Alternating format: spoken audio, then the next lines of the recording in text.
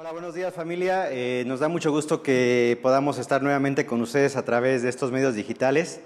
Les voy a pedir por favor que vayan preparando su Biblia y si tú eres uno de estos amigos que quizás por primera vez nos estás viendo a través de redes sociales, te voy a pedir por favor que no le cambies porque seguramente esta liga fue enviada por alguien que te estima mucho y que sabe que necesitas este mensaje. No hay casualidades que sucedan debajo del cielo. Así que voy a pedir de favor que te puedas quizás centrar en este mensaje que vamos a compartir el día de hoy, porque seguramente, y aunque podamos tener el mejor gobierno del mundo y que pueda en medio de esta cuarentena llevarte comida a la casa o posiblemente tengas el mejor patrón que no te vaya a quitar el trabajo y que te permita entonces poder tener todos los medios para poder alimentarte, hay algo que ni el mejor gobierno ni el mejor patrón del mundo puede ofrecerte, que es poder alimentarte espiritualmente. ¿Sabes? El ser humano se compone de cuerpo, alma y espíritu, y quizás ahora no estás teniendo las comidas que normalmente comes, producto de toda esta cuarentena, pero es más que seguro que tu espíritu, si tú no le das de comer, vas a pasar una cuarentena muy difícil, y lo más importante, si eres jefe de familia o jefa de familia, tú necesitas estar bien alimentado espiritualmente para entonces poder estar alimentando a tu familia. Así que este mensaje lo que pretende es no otra cosa más que alimentar el espíritu que posiblemente en estos momentos está desnutrido. Así que por esa razón quiero animarte a que vayas por tu Biblia, a que la traigas. Todas las Biblias sirven. Yo acá tengo una Biblia que hace mucho tiempo en algún lugar guardé, la Biblia latinoamericana. Así que si tienes esta Biblia te voy a pedir por favor que la desempolves y que la traigas, ¿ok? Entonces vamos a comenzar el día de hoy. Nuestra reflexión el día de hoy se ha llamado, la he titulado como la primera Semana Santa en cuarentena. Te habrás dado cuenta que durante estas semanas hay mucha información que tiene que ver con esta situación de pandemia, el COVID-19, y tenemos mucha información a través de medios digitales, a través de medios convencionales. Constantemente en mi WhatsApp me están llegando mensajes en donde se presumen algunas teorías de lo que está sucediendo, algunas teorías que vienen directamente como con una idea de que China está detrás de todo esto, y no es mi intención en este mensaje marcar una posición personal para entonces convencerte de que esa es mi posición. Más bien la idea de este mensaje es poder animarnos con la palabra de Dios y saber que es cierto, detrás de todo lo que está sucediendo está Dios, y Dios es como ese doctor que está en una operación quirúrgica y es muy preciso. Y todo lo que está sucediendo ahora tiene una precisión quirúrgica de parte de Dios, y lo vamos a ver a la luz de la palabra de Dios. Y seguramente para ti, como para mí, es la primera Semana Santa que la estás pasando en cuarentena, y eso quizás nos ha hecho olvidar toda la situación que hoy nos atañe, nos ha hecho olvidar lo que hoy domingo se celebra. Y hoy domingo se celebra lo que comúnmente se llama como Domingo de Ramos, o la palabra de Dios en Mateo capítulo 21, como en los otros evangelios le llama la entrada triunfal. Así que quiero, por favor, que vayas a Mateo 21, y en lo que tú estás buscando Mateo 21 ahí en el Nuevo Testamento, quiero comenzar en esta mañana con un ejemplo. No es la primera vez que la humanidad se enfrenta a lo que inicialmente fue una epidemia y después se convirtió en una pandemia. Si nosotros tuviésemos que retroceder siglos atrás y llegáramos al siglo XIV, ahí en el viejo continente europeo, en el siglo XIV, por ahí del 1430 y un poquito antes, se desataba lo que fue la mayor pandemia hasta este momento registrado, en donde el viejo continente perdió casi el 40% de su población. Y ante esta situación que aquejaba a todo el continente europeo, quiero hablarte de dos sociedades tan diametralmente opuestas y que enfrentaron de manera diferente esta pandemia.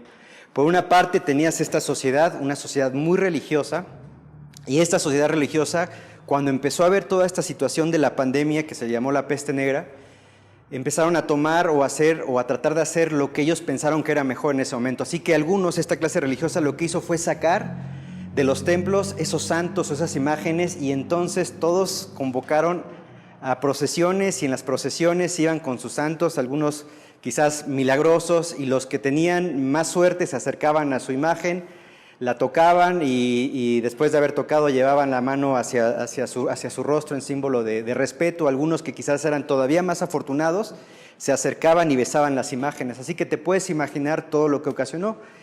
Pero no quedando así la situación, el Papa en ese momento en turno, Clemente VI, decidió juntar a todos los muertos por esta pandemia, les echó la bendición y seguido de esto los arrojó al río. Así que te puedes imaginar todo lo que pasó esto, ¿no? Para ellos fue la bendición, pero sin lugar a duda para todos los que se abastecían de ese río fue la maldición, y eso implicó entonces más muertes todavía. Pero como te decía, había otro grupo, ese era el grupo religioso, pero este otro grupo que vamos a representar de este lado era un grupo que no acudió a las procesiones, que tampoco rendían culto a ninguna imagen y tampoco creían en las bendiciones papales. Así que ellos lo que se les ocurrió hacer es desempolvar un viejo instructivo, una vieja guía que habían tenido desde siglos atrás, específicamente hace algunos 3000 años, y esta guía la había escrito entonces Moisés. Moisés había escrito junto con esta guía que se llamaba Levítico, hasta el día de hoy la puedes encontrar en tu Biblia. Moisés había escrito también el libro del Génesis, Éxodo, Números y Deuteronomio junto con Levítico, y en el libro de Levítico es una guía específica de cómo mantenerse en santidad, pero también cuando tú vas a este tercer libro que escribiese Moisés, Levítico, que forma parte, los judíos le llaman hasta el día de hoy la Torá, lo que para nosotros le llamamos Pentateuco, ellos llaman la Torá. En este libro hablaba específicamente de las cosas que ellos tenían que hacer frente a las epidemias. Entonces, lo que optaron por hacer fue principalmente 4 cosas. Lo primero fue identificar los que estaban siendo contagiados. Lo segundo que hicieron fue separar a los contagiados. Lo tercero fue los que estaban todavía sanos se recluyeron en cuarentena en sus casas. Y lo cuarto que hicieron no les costó trabajo, porque en realidad siempre lo estuvieron obedeciendo, que fue mantener sus hábitos de limpieza, quizás redoblar esos hábitos de limpieza, y eso ocasionó que este sector de la población tuviera una tasa de mortandad muy diferente, abismalmente hablando, que esta otra sociedad que recién te representaba. Así que al término de toda esta pandemia, esta clase religiosa se sorprendió de ver todo lo que había, las bajas o la tasa de mortandad que tendrían estos judíos, así que siempre las multitudes son manejadas por unas pocas personas. Así que algunas pocas personas, producto de la envidia, producto del odio, del antisemitismo, de la xenofobia, provocaron a las multitudes para entonces irse en contra de este pueblo, el pueblo judío. Así que si bien muchos judíos habían salvado de la peste bubónica o de la peste negra, algunos de ellos no lograron salvarse del odio de los europeos. Así que algunos de ellos terminaron decapitados, otros terminaron apedreados, y alguien por ahí se le ocurrió agarrar a cerca de 2000 judíos, y en el año de 1345, en el día de San Valentín, 1345, la población junto a estos 2000 los llevó a una isla y ahí los quemó vivos. Así que te puedes imaginar lo que ocasionó todo esto. Con eso quiero empezar para decirte que este libro, que quizás tú tienes ahí o a lo mejor empolvado, este libro, o específicamente el Antiguo Testamento Levítico, se presenta como una guía, pero no solamente una guía en cuanto a higiene y salubridad se refiere. Tú puedes encontrar en el libro de Levítico instrucciones acerca de la santidad, también puedes encontrar cuestiones que tienen que ver con el derecho civil y el derecho penal, pero también una de las cosas que no me había percatado es que si tú lees el libro de Levítico vas a encontrar, por ejemplo, la manera que tendrás que comer correctamente. Esos tipos de alimentos son los que quizás nosotros como nación mexicana no estamos acostumbrados a comer, pero el pueblo judío hasta el día de hoy sigue con esos lineamientos, solamente que ahora esa comida, a lo mejor te es más conocido escuchar la palabra kosher, es el estilo de comida que los judíos hoy comen, producto de la guía que le han dado en el libro de Levítico. Ahora mira, en ese Antiguo Testamento no solamente encontramos libros que funcionan como guía para tu día a día, como tu paternidad, tu maternidad o cómo ser una buena familia, encontramos también, sin lugar a duda, libros que tienen que ver con la historia desde la perspectiva divina. Ahora, puedes no creer en Dios posiblemente, pero puedes irte a libros de historia secular y estos libros de historia secular van a complementar o van a corroborar lo que la Biblia dice. Inclusive van a poder cotejar y ver fechas y ver algunas situaciones que sucedieron y que la Biblia lo corrobora. No solamente encontramos una guía, no solamente encontramos libros de historia, también encontramos libros de sabiduría. Por ejemplo, Salomón escribió varios proverbios que nos hace bien estar leyendo durante esta temporada. Escribió algunos salmos, Eclesiastés, Cantar de los Cantares. Pero más allá de eso, hoy quiero centrarme y decirte que del Antiguo Testamento, o lo que los judíos llaman la Tanaj, y nosotros del Antiguo Testamento, el 40% de lo escrito ahí es considerado como escritura profética. Hay muchas profecías, así que es común abrir tu Biblia y encontrarte al último del Antiguo Testamento, en los últimos libros, nombres muy raros, por ejemplo, Oseas, algunos otros nombres como Isaías, Jeremías, Habacuc, Nahum, y nombres de personajes o profetas que tenían el trabajo de advertir al pueblo de Dios, pero también hablar de los eventos futuros o los eventos que habían de venir. Eso en la teología se le llama como escatología, así que había escatología judía, y esa escatología principalmente estaba centrada, fíjate bien, en los eventos futuros, específicamente hablando acerca del Mesías, que había sido profetizado desde el primer libro de Moisés en Génesis capítulo 3, de manera tal que tú vas en el Antiguo Testamento recorriendo los libros y vas a ver que constantemente hay profecías que hacen referencia al Mesías.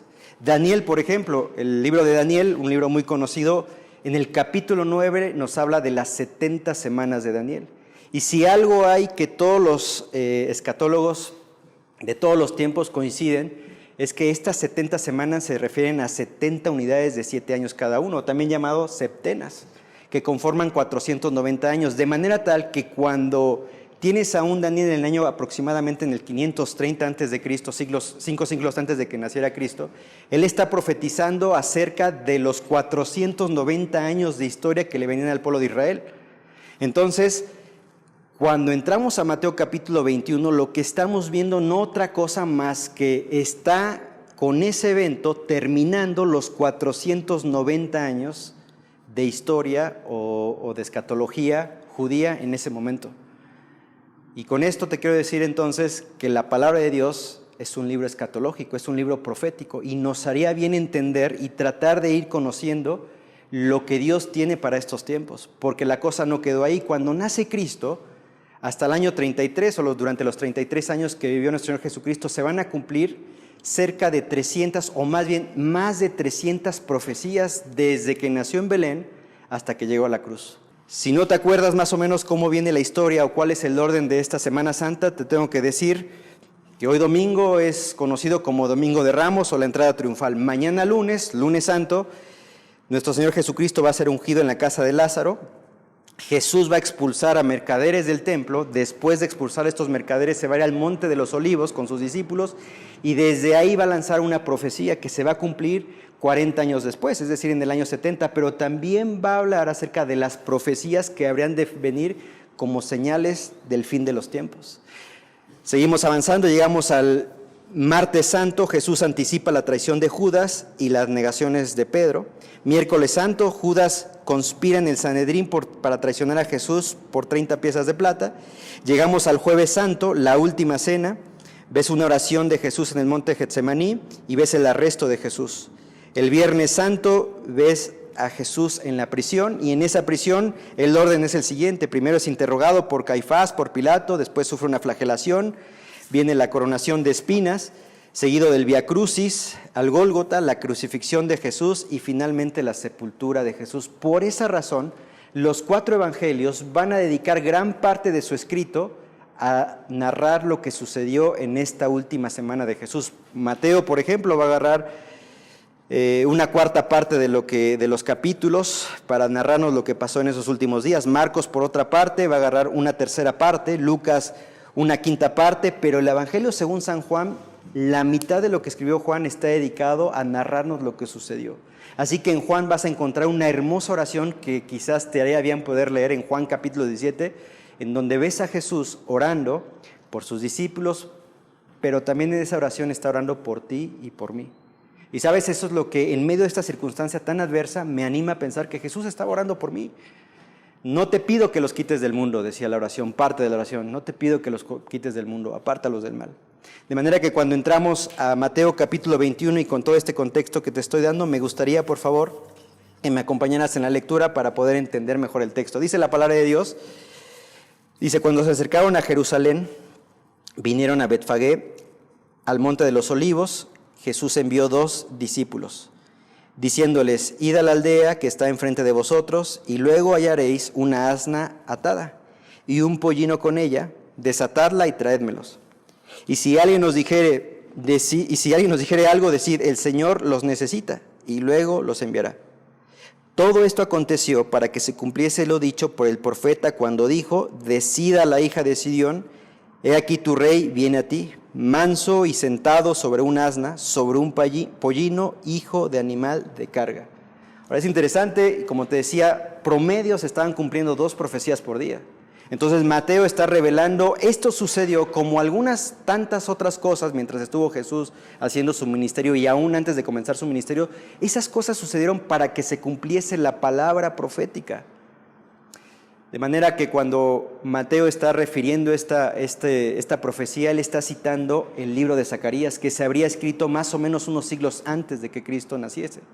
Entonces Zacarías capítulo 9, versículo 9 estaba profetizando cómo iba a ser esa entrada triunfal. Continúa el versículo, vamos leyendo el versículo 6, dice, y los discípulos fueron e hicieron como Jesús les mandó. Y trajeron el asna y el pollino y pusieron sobre ellos sus mantos y él se sentó encima. Ahora yo quiero que trates de imaginar un poquito lo que estos 12 hombres estaban pensando. Venían de caminar con él 3 años, venían de haber visto milagros espectaculares, de haber escuchado enseñanzas impresionantes, y ahora se encuentran en Jerusalén, una ciudad que casi no tocaban porque ellos, junto con el Señor Jesucristo, se ubicaban en el norte de lo que hoy conocemos como Jerusalén, ahí en el norte específicamente del Mar de Galilea, en la ciudad de Capernaum, donde Cristo había decidido hacer su base. Entonces no bajaban mucho a Jerusalén, así que era un momento muy especial. Y era como que nuevamente el Señor Jesucristo les estaba mostrando que Él era, o es hasta el día de hoy, omnisciente. Él sabía en qué momento tenía que enviarlos para hallar ese pollino. ¿Sabes? Todas estas cosas que suceden no antes, no después, suceden en el momento correcto. De alguna manera los pollinos no era común verlos al frente de la acera, más bien los pollinos estaban en el fondo de la casa, pero Jesús sabía lo que iba a suceder. Como Jesús sabe lo que está sucediendo el día de hoy con esto del COVID-19. Así que estos apóstoles fueron estos 2, seguramente en el camino es posible que estarían dudando, yo estaría dudando si eso realmente pasaría, y cuál hubiera sido mi sorpresa de ver que todo estaba sucediendo conforme a lo que me había dicho el Señor Jesucristo. Así que regreso y a lo mejor los 10, después de yo regresar con el pollino, se habrían quedado sorprendidos y yo a lo mejor hubiera platicado cómo fue esa escena. El tema es que ya estaba el Señor Jesucristo montado en ese pollino. La cosa no quedaba ahí porque continuando con el versículo 9 dice, la multitud que era muy numerosa tendía sus mantos en el camino y otros cortaban ramas de los árboles y las tendían en el camino. Mira, seguramente Mateo, con que hubieras puesto y la multitud, ya con eso entiendo que es un buen número de gente.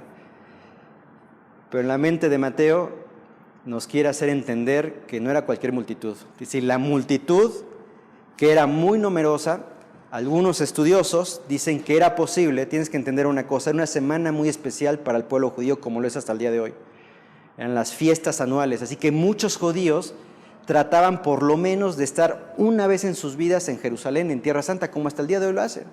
Algunos judíos estaban regados por todo el imperio antiguo romano, así que tratarían de a toda costa estar por lo menos un año, y entonces tienes ahí una multitud numerosa de cerca o un poco más de 1,5 millones de judíos.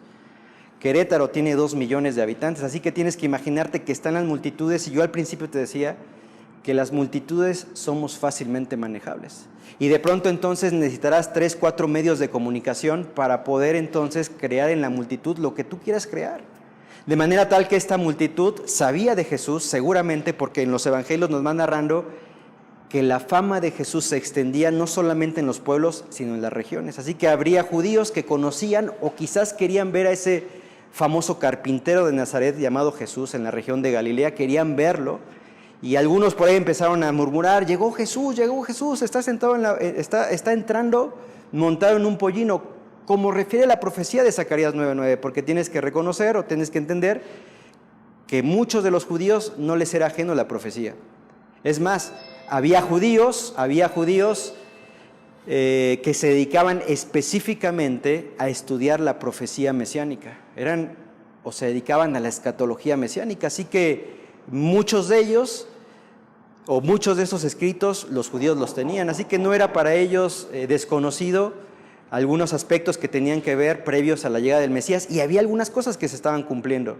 Por ejemplo, ahí estudiando, había cosas que estaban sucediendo previo a la venida de Jesús. Había mucho dolor.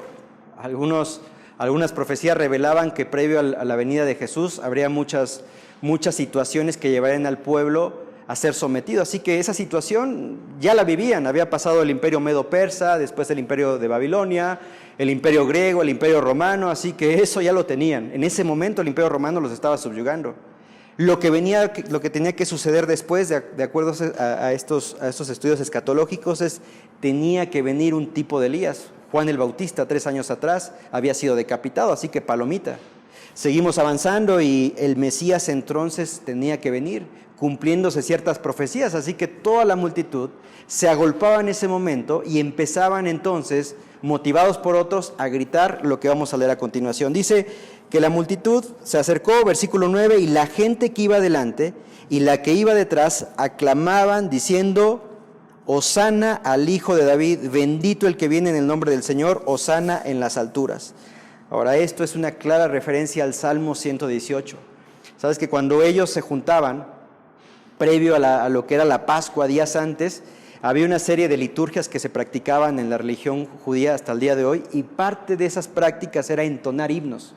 De manera que los judíos, prácticamente desde que hablaban, se sabían algunos salmos.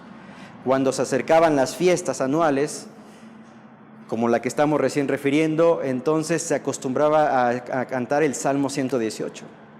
Y ese Salmo 118 era conocido por todo el pueblo judío. Es como nosotros los mexicanos. Todo mexicano sabe primeramente el himno nacional, pero te diría que el segundo canto que todo mexicano se sabe es el Cielito Lindo, de ley. Tú puedes encontrar un mexicano en un mundial y de pronto hay un espectacular partido de fútbol y le ganamos al equipo contrario, y entonces vas a ver a mexicanos, no importa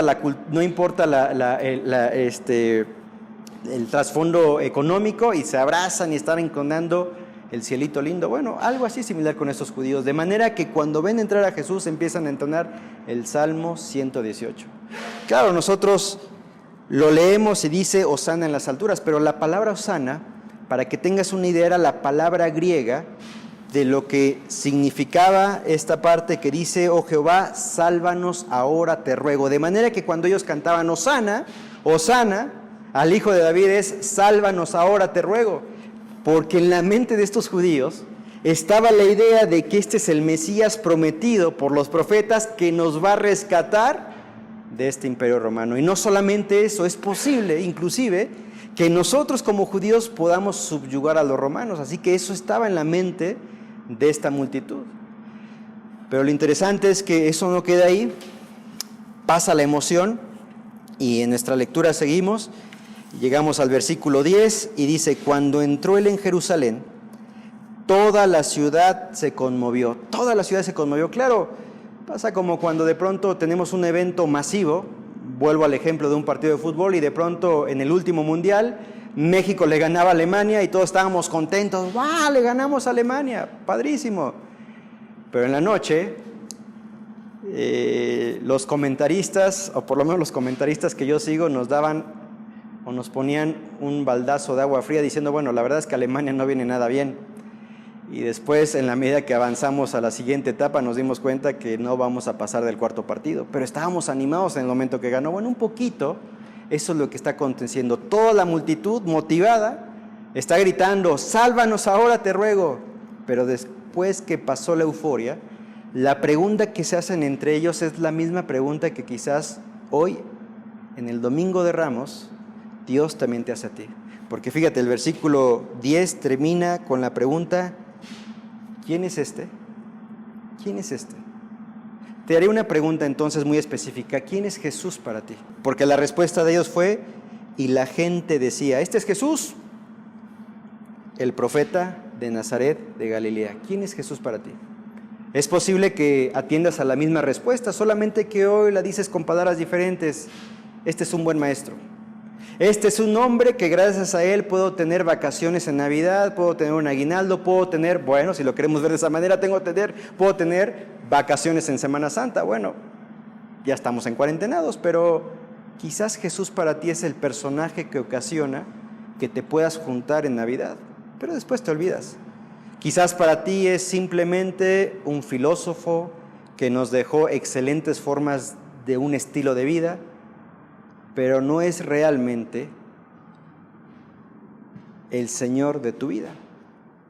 Eso sucedía con los discípulos, eso sucedió con las multitudes. Por esa razón, ante la respuesta de estas multitudes, no es difícil comprender por qué razón una semana después eran las mismas multitudes que gritaban: crucifícalo, crucifícalo. Porque claro, durante una semana ellos se crearon expectativas, pero después empezaron a ver que la cosa no era como ellos imaginaron. Por esa razón, cuando vas a la palabra de Dios y la lees verso a verso y pones atención a todo lo que está sucediendo, mucho de lo que podemos leer tiene que ver también con lo que yo hago el día de hoy. Te hago una consulta. En esta época de cuarentena, ¿en dónde estás invirtiendo tu tiempo?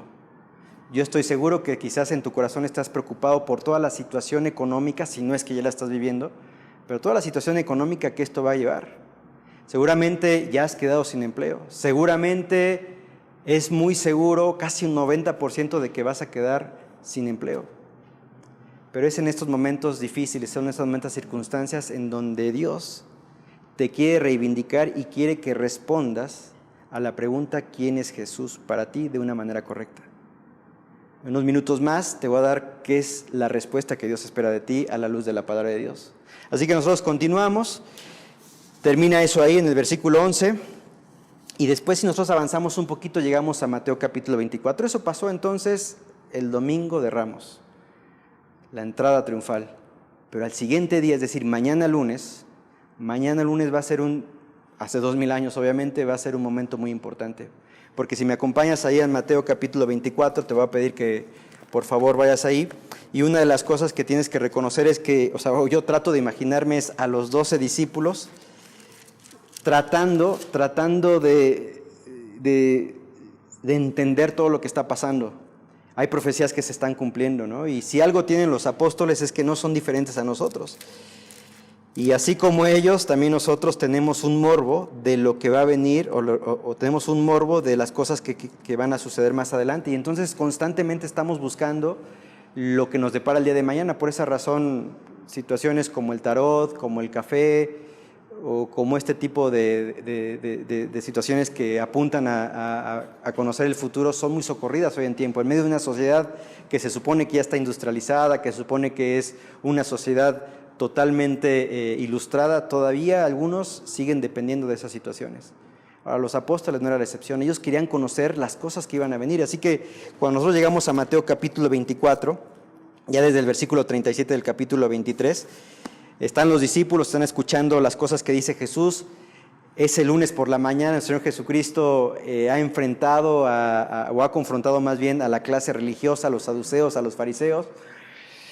Esa tarde ha sacado de su templo, ha sacado a todos los vendedores que hacen riquezas a partir de la fe de los hombres.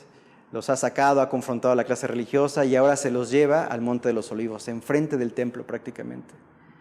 Y cuando va enfrente del templo caminando, él en el versículo 37 del capítulo 23 dice: Jerusalén, Jerusalén. Y ya me imagino al Señor Jesús volteando a ver a Jerusalén.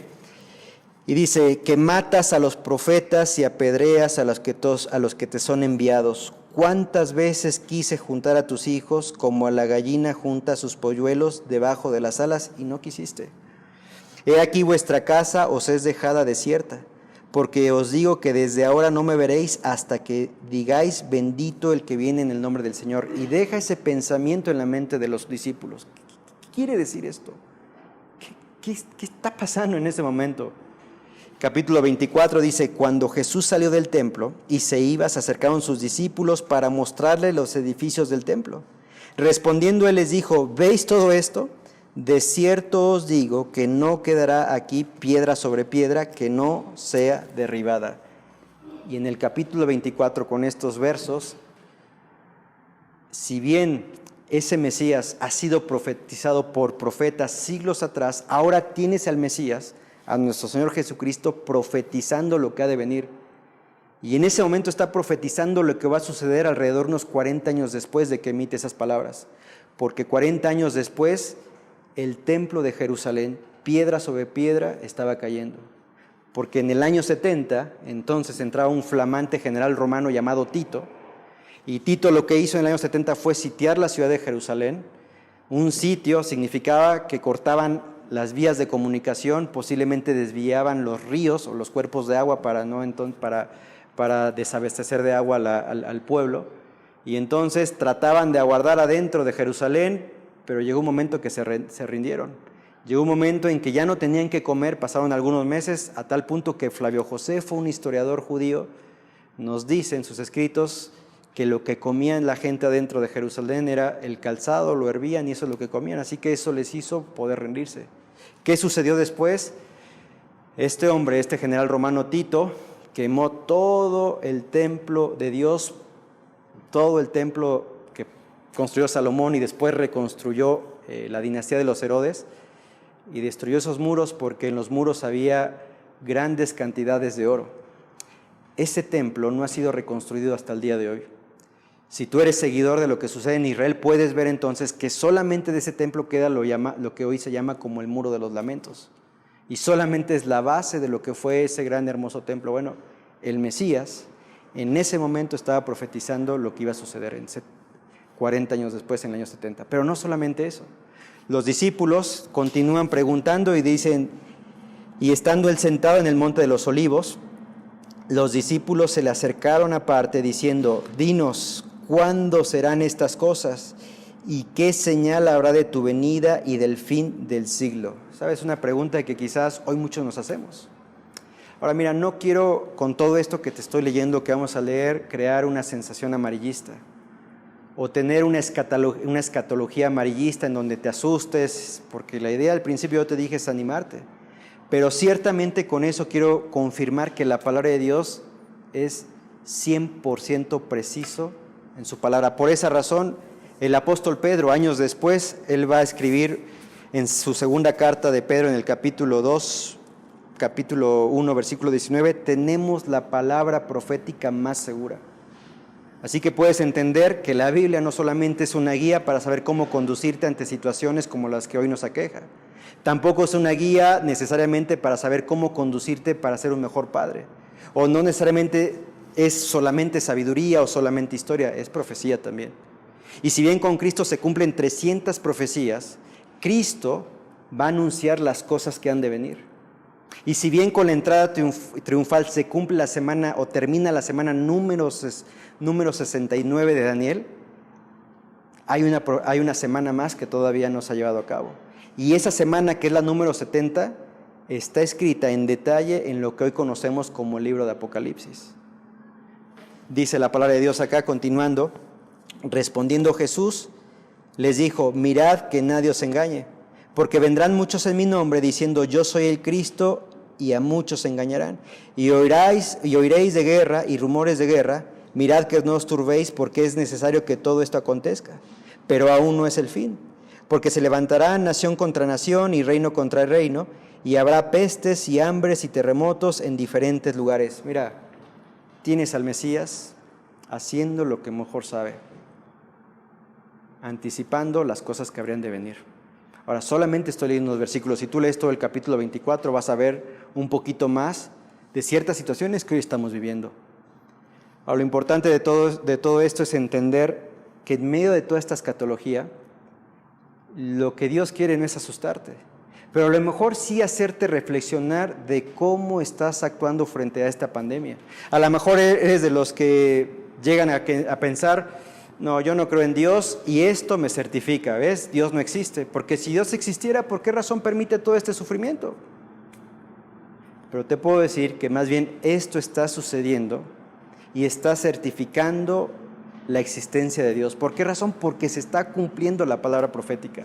Ahora, no tenemos el tiempo para poder profundizar escatológicamente en los escritos, pero te quiero dejar abajo mi teléfono, mi WhatsApp, para que puedas, quizás si te interesa conocer un poquito más, me puedas con toda confianza enviar un mensaje. Y queremos armar un grupo de Zoom para poder explicarte en detalle toda esta escatología. No con la idea de ese morbo, sí con la idea de poder animarte y decir, bueno, Dios tiene un propósito en medio de todo esto. Las cosas delante de Dios no son casualidades. Entonces puedes pensar, Dios no existe, o quizás puedes pensar, no, Dios sí existe. Dios sí existe. Y esto, como otras cosas que le han sucedido a la humanidad, prueban que Dios existe. Y nosotros como seres humanos hemos fallado y lo mejor que hacemos es, como Adán hiciera en Génesis 3, echarle la culpa al otro. La mujer que me diste. Solamente que ahora le echamos la culpa a Dios. Y hoy Dios está usando la cuarentena para hacerte meditar en tu corazón. Y entonces me gustaría que vayamos nuevamente a 2 de Pedro en el capítulo 1, versículo 19 al 21, porque en alguna forma lo que quiero tratar de aterrizar en este Domingo de Ramos, en este banderazo de salida de Semana Santa, quiero aterrizar en cosas prácticas. Quiero aterrizar en cosas que puedan animar a tu corazón. Dice ahí el apóstol Pedro, comenzábamos leyendo hace rato, tenemos la palabra profética más segura. Quiero decirte que cuando tú vas a Apocalipsis puedes ver que todo lo que está sucediendo, muchas de esas cosas están sucediendo al pie de la letra, están cumpliéndose al pie de la letra. Quiero decirte que todo tiene que ver con Israel, no tiene que ver con Estados Unidos, con América Latina, no tiene que ver con esos continentes, todo parte del Estado de Israel. Y una de las cosas que te puedo garantizar es que respecto a Israel, la palabra de Dios nos dice en Apocalipsis que los reinos del norte van a tomar un poderío y entonces van a venir muchas guerras, pero a partir de los reinos del norte. Y te quiero decir que Estados Unidos no está al norte de Israel. Pero también la palabra de Dios nos dice en Apocalipsis 19 que el Señor va a venir por segunda ocasión. Ya vino una vez y hoy domingo estamos hablando de esa primera ocasión que vino. Vino como siervo sufriente, pero su segunda venida va a ser como Rey de reyes y Señor de señores. Así que cuando Pedro dice, tenemos la palabra profética más segura, te diría, hay que hacerle caso. Y en un principio te daba algunos ejemplos de cómo el pueblo judío hizo caso en medio de una pandemia. Ahora, Pedro continúa escribiendo y ahí viene la exhortación que te quiero dejar el día de hoy. Dice, a la cual hacéis bien en estar atentos. Tenemos que estar atentos. Tenemos que estar atentos a este libro. Porque continuando el versículo dice, como una antorcha que alumbra en lugar oscuro, hasta que el día esclarezca y el lucero de la mañana salga en vuestros corazones. Sin lugar a duda estamos viviendo tiempos adversos, pero la palabra de Dios nunca cambia. La palabra de Dios, tengas esta Biblia o quizás tengas una Biblia Reina Valera, la palabra de Dios nunca cambia. No hay nada nuevo debajo del sol. Y este libro se presenta delante de ti como el alimento espiritual que tú necesitas en esta temporada.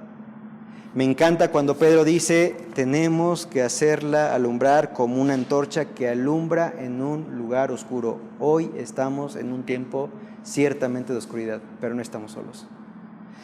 En el Salmo 118, versículo 8-9, que es el Salmo, en el versículo 8 es el Salmo que está justo a la mitad de toda la palabra de Dios, nos recuerda una promesa y es una promesa con la que te quiero dejar. Dice la palabra de Dios, mejor es confiar en el Señor que confiar en el hombre. Mejor es confiar en el Señor que confiar en príncipes. Sabes, la palabra de Dios, te lo dije, se presenta como una guía. Se presenta como un libro de historia. La palabra de Dios también se presenta como un libro de sabiduría, como un libro profético, pero también, y lo más importante, es la palabra de Dios se presenta como ese manual que tienes que seguir para poder entonces saber a dónde vas a ir con seguridad cuando mueras, porque si no te vas a ir de este mundo producto del COVID-19, todos, de una u otra forma, vamos a morir. ¿Cómo? No lo sabemos. La pregunta es, ¿a dónde vas a ir cuando tú mueras? Y esa pregunta está relacionada con la pregunta que entonces hacían las multitudes, ¿quién es este? La respuesta fue, este es Jesús, el profeta de Nazaret de Galilea. ¿Sabes quién es Jesús para mí? Jesús es mi Salvador.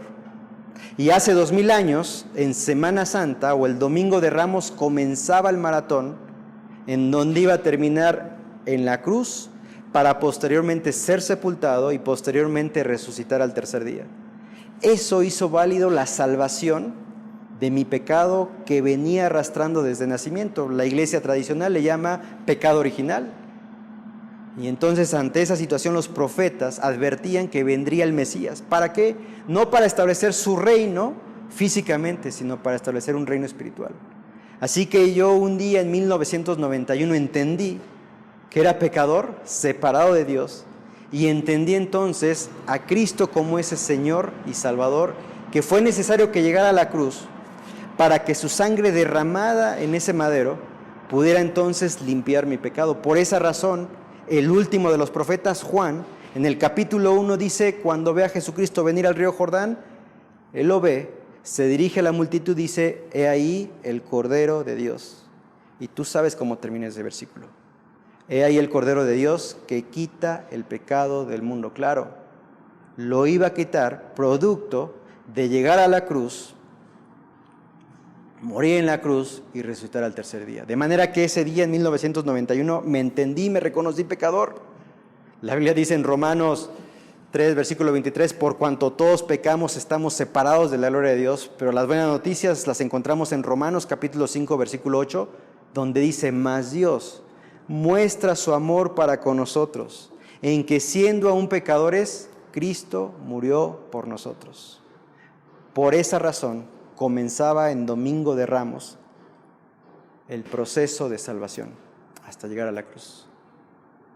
Ese día, en 1991, me reconocí pecador y le invité a Cristo a entrar a mi corazón como único y suficiente Salvador. Hoy tengo la seguridad de que si muero de cualquier cosa, voy a ir al cielo. Y voy a ir al cielo porque no vengo y te hablo de la Biblia. Voy al cielo no porque soy pastor, voy al cielo porque deposité mi fe salvadora en nuestro Señor Jesucristo. Porque eso vino. Eso es lo que celebramos en Semana Santa. ¿Quién es Jesús para ti? Oramos. Padre, te damos muchas gracias en esta oportunidad por la vida que nos das, por la bendición que es a través de estos medios digitales poder hacer llegar este mensaje a quien lo necesita. Si para ti es la primera vez que escuchas este mensaje con base en la palabra de Dios, yo te animo a que reflexiones. ¿Quién es Jesús para ti? Y es mi oración que lo puedas ver como el Salvador de tu vida. Y quizás si has estado apartado del Señor, quizás caminando de una manera equivocada, siendo que ya hace mucho que conoces al Señor Jesucristo, yo te invito a que en medio de toda esta situación nuevamente regreses como aquel hijo pródigo. Gracias, Padre, por la oportunidad que nos das de que en medio de toda esta cuarentena no dejamos de ver lo que hoy se celebra. Hoy, hace 2000 años, entrabas triunfalmente a Jerusalén, cumpliendo varias profecías, lo que certifica que tu libro es verdadero. Y como es verdadero, queremos depositar también nuestra fe salvadora en tu persona. Gracias porque no solamente entraste a Jerusalén, sino también llegaste a una cruenta cruz y resucitabas al tercer día. Oro por mi país, oro por este mundo, oro para que nosotros podamos mirar hacia ti. Lo rogamos en el nombre de tu Hijo Jesús. Amén.